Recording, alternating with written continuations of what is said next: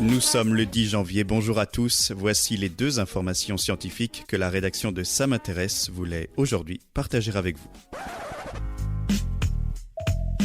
La différence entre l'homme des cavernes et nous, c'est le résultat de la science. Et ce n'est pas une opinion, c'est de la science. Notre monde n'est pas si moche.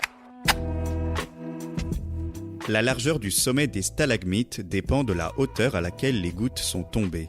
Une équipe de chercheurs franco-belges des universités de Liège, Bordeaux et Montpellier a percé le mystère de la forme des stalagmites.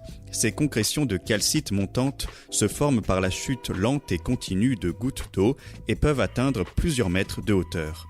En filmant la chute de gouttes de même largeur et parties d'un même point, les scientifiques ont remarqué qu'elles n'atterrissaient pas forcément au même endroit, ce qui explique les futures différences de diamètre observées au sommet des stalagmites. Des modèles aérodynamiques ont montré que des tourbillons internes aux gouttes les déportaient aléatoirement au cours de leur chute. Plus le point de départ se fait haut, plus la dispersion à l'impact est importante. Super, j'adore. Alors écoute-moi bien, je vais essayer d'être clair avec toi. Ouais, génial. Une étoile hyper rapide a été observée dans la Voie lactée par des chercheurs de l'université Carnegie Mellon aux États-Unis. Si on sait que les astres se déplacent à des vitesses folles, comme le Soleil qui atteint 230 km par seconde, les astronomes ont enregistré une performance rare et même anormale. Une étoile s'éloigne actuellement du centre de notre galaxie à une vitesse de 1020 km par seconde.